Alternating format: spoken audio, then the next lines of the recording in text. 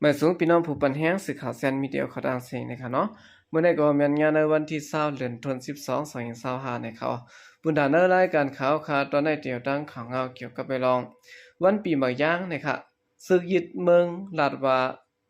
จุมศึกเจ้าคือกำพองตึกไปเส้นต่างผิดอยู่ในเขา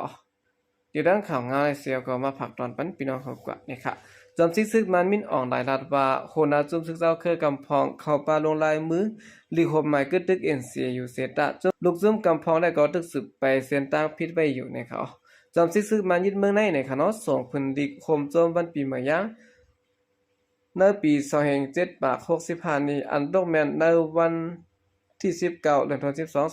2025เมื่อวานในสิแลเตรียมใส่ไว้ป้าหนังในครับดีนั้นลีกนั้นเตรียมป้าไว้ว่าจุ่มยึดกองกลางเจ้าคือกำพองก็ถูกดีหันถึงตอนด่าคนเมืองแหละจึงเมืองแหละ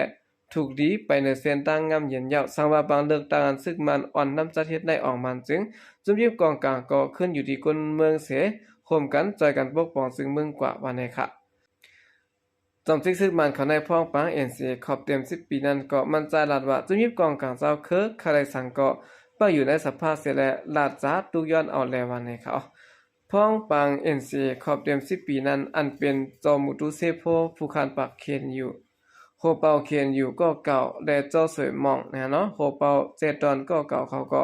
เข้าโฮมนะครับว่านั้นก็อำหึงสังเคนอยู่ปืนเผาบทเขาทั้งสองก็ออกเป็นลูกจุ้มนะครับก่อนหน้าบาง NCA ขอบเต็ม10ปีนะครับเนาะพ้องเดือนออกาศนั้นซ้ำศึกมันยึดเมืองปืนเผาจุ่มซึกย่างเขียนอยู่อันลงลายมือ NCA นั้นเป็นจุ่มก่อการให้จุ่มดอกไม้มีวันนะครับอันนี้ก็เป็นข่าวเงาต่างฝ่ายศึกมันเขานะครับลัดกอมจอวันและเด็กเตียงป้านะครับจุ่มศึกเจ้าคือเนี่ยเนาะเข้ามาอยู่ในปักเปิงไม้มีหากกึดตึกกันเสียและอยู่ในสภาพเสียทุกย้อนลองใครเคยเป็นเจ้าเก่านะครับสืบสิแนวข่าวขึ้นมาถ่อมด้วยข่าวเงาเกี่ยวกับเวลาห้องการข่าว RFA ขึ้นเดี่ยวข่าวรายการนะครับวันที่19เดือนธันวาคม2025ข้ายามกลางนั้นห้องการข่าว RFA เนี่ยเนาะอันปักไว้ที่เวียงหลวงวอชิงตันเมืองอเมริกันอันกึดลือไว้ข่าวร่าง78เดือนนั้นขึ้นได้ออกรายการข่าวมากขึ้นนะครับยันเปิดจอมจึงทรัมป์เมืองอเมริกันนะครับเนาะสั่งสภากึดการกำจอยจู้หลายเมืองในหลุมฟ้าเสียห้องการข่าว RFA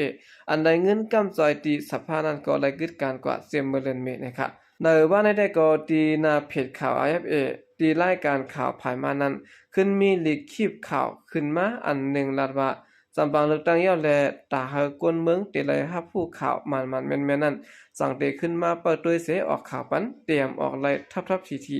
เหมือนเมื่อกูบอกเสดาเตเปิดด้วยข่าวลำลองเสและเตปืนเผาปันกว่าวันนี้ค่ะจึงเมืองอันมีสื่อข่าวแล้วนั้นเจียวปลดปล่อยเจอจานแลเตเฮ็ดเฮาวันเมืองแลกวนเมืองขึ้นอยากรอดแล้วไหนผู้มีทางหูนลุมฟ้าเขาลัดไปหนังในเสตะจอมจึงเมืองอเมริกันตอนในทามแต่ก็ไว้หลังมันเลยอานาปานป้องจึงเมืองขึ้นอำหึงสังสั่งตัดเงินกำจอยอันเมืองอเมริกันจอยจูกูเมืองในดุมฟ้านั้นแหละเหมือนหนังสือข่าวอย่าง VOA RFA อันมีหลายเจ้าคือในหลุมฟ้าโคมกันเหตุการณ์ไว้นั้นก็ถูกสั่งกึดป้าเนี่ยค่ะเมืองมันอันญาซึกยึดอาณาซึ่งเมืองสิแลป่นแป้นสุดในสุนเป็นกวนเมืองไว้อยู่นั้นก็เลยปึงอิงใจอย่าเปิดถอมข่าวเงาตีสื่อข่าว RFA VOA เสื้อในกล้วยวันในเขาเอาคันได้ก็เปลี่ยนตั้งของการข่าว RFA ขึ้นแต่ออกรายการมากขึ้นนะครับสืบสิแนวข่าวขึ้นมาถ่อมด้วยข่าวเงาเกี่ยวกับเวลาซึกมันเนี่ยเนาะตีไข่กวนเมืองหมู่เจกว่าด้วยเซียนสื่อตาปันแคบกลางเซอนะครับบางเลือกดังอันซึกมันนำจัดเฮ็ดเฮ็ดในวันที่28เดือนธันวาคม2025ในกุนเมืองอ่ำสวนเจอตากว่าปันแคบกลางใจแลอ่ำมีเผากว่าด้วยเซียนจือเจ้าเก่าอันคอมมาสินกรรมการบางเลือกตั้งเมืองโฮมตุมเฮ็ดออกปืนเผามาเนี่ยค่ะ1ปางเลือกตั้งจำมาซึกมันแค้นมิบเงียนเต็กเตียงหลอกเงินต่อกวนเมืองนาจีเบียงหมู่เจเมืองใต้ปดของเฮากว่าด้วยเซียนจือเผามันนาเซียนสายหมายกวนเจินมีศูนย์เตลัยสายแคบกลางจากนั้นวันไหนค่ะหนุ่มยิงอายุ30 ปีไปอยู่เวงหมู่เจลาดก่อยด้านสึกหาพุทธเขาว่าซึกมันในเขาห้องเอาภูมิปุนพรลุ่มเขาขึ้นเฮินลงเฮินหาโซนสอเขากวนเมืองกว่าปันเสียงกลางซะในวันปางเลือกตั้งเมื่อข่าวก่อเฮ็ดปั๊บแหลงนั้นก็เขาถามว่าหมายตัวสูในเสียนสายไม้ก้นเตได้ปันเสียงในกาหือในเขาคาซ้ำอ่ำเข้าใจและอ่ำกว่าด้วยไว้และอ่ำตอบเขาไล่เขาก็อ่ำเฮ็ดปันปั๊บแหลง จะขาขึ้นกว่าด้วยจือแลหมายขาขึ้นปอยาจังขึ้นมาแลไหนหังขาวันไหนค่ะเสียงสายหมายซื่อเสียงกวนเจิ้นมีสุนไหลเตลัยปันเสียงกลางสายที่เบ่งหมู่เจในวันปังเลือกตั้งนั้นห้านออกถึงย่ำเดียวในวันที่19เดือนธันวาคม2025ก็ภายคอมมาซินกรรมการปังเลือกตั้งเมืองโฮมตุ้มไปเฮ็ดออกมาปันไหลแต่ต่อวันไหนค่ะใจเหมาอายุ40ปีไปในคณะคนเมืองเวียงหมู่เจลัดกวยด้านสีขาวพุทธฮอกเขาว่าได้เซ็นเซอร์อันเขาเฮ็ดออกมานั้นเข้ากว่าด้วยป้าจีกวนเจออ่ำอยู่เฮิรนจื้อกวนตายกว่าเยาเจอในก่อป้านำนาคะมังก็ซ้ำกวนมีไว้อยู่ในอยู่จื้อซ้ำอ่ำป้าว่าในเขาไหลหูวายามเดี๋ยวในเจ้าหน้าที่ภูมิปุนพรเขาแต่หาจัดปางเลือกตั้งลงหน้ากว่าในวันที่18เดือนต่อบ่ถึงในวันที่27เดือนธันวาคม2025เข้ายามกลางใน9โมงต่อบ่ถึงกลางค่ำ4โมงกวนเจออันเตไดปันเสียงลงนาไว้ในเนาะเป็นกวนศึกมานศึกปิดุจิตศึกกวนเมืองจุมปดิกแลภูมิปุนพรในห้องการขาบการขุนแต่อำนาจศึกมันยึดเมืองตั้งเสียงแต่มีหมอก2แห่งก็ไปนะครับปางเลือกตั้งเดชเทศในหางปี2025ในก็ศึกมันเดชตื้อผู้เปกินขัด FPTP และ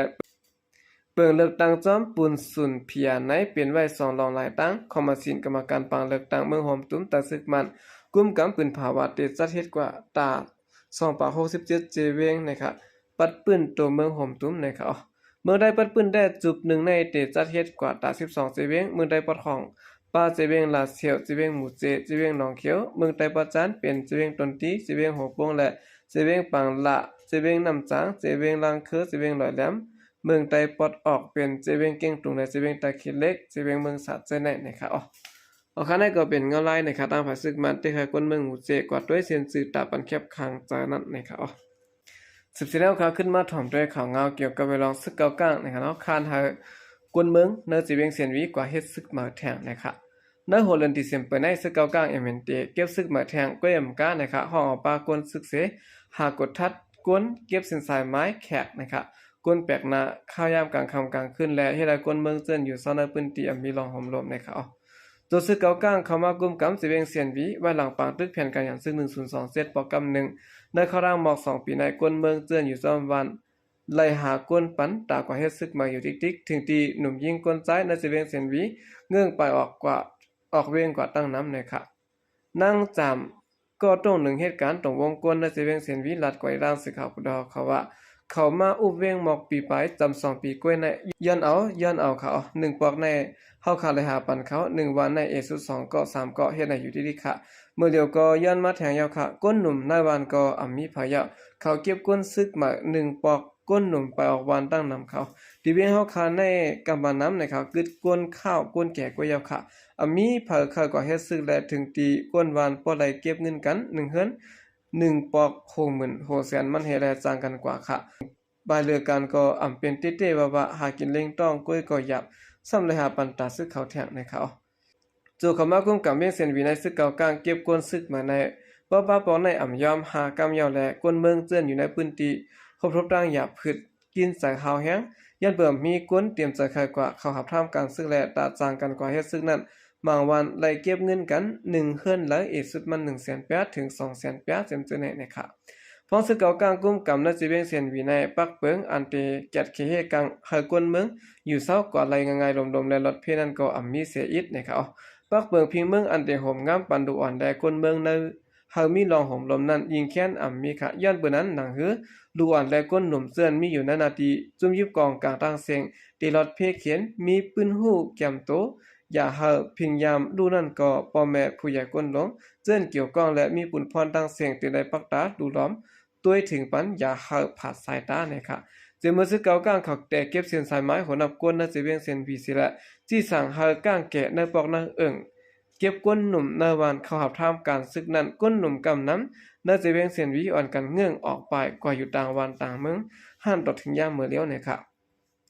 ตั้งแต่ซึกเก่าก้างMNTเขากุมกำน่าจะเวียงเส้นวีมาในปันสุนไหลตื้อตั้ง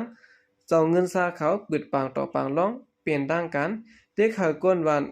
ขาดปันส่วนให้นะตอนตาเจ้าเงินซาแขะย่าเปียดกัดลงกัดเก่ากางเวียงเส้นวีเด็กเขาก้นเมืองกว่าเฮ็ดว่าขับรถกาเว้มกา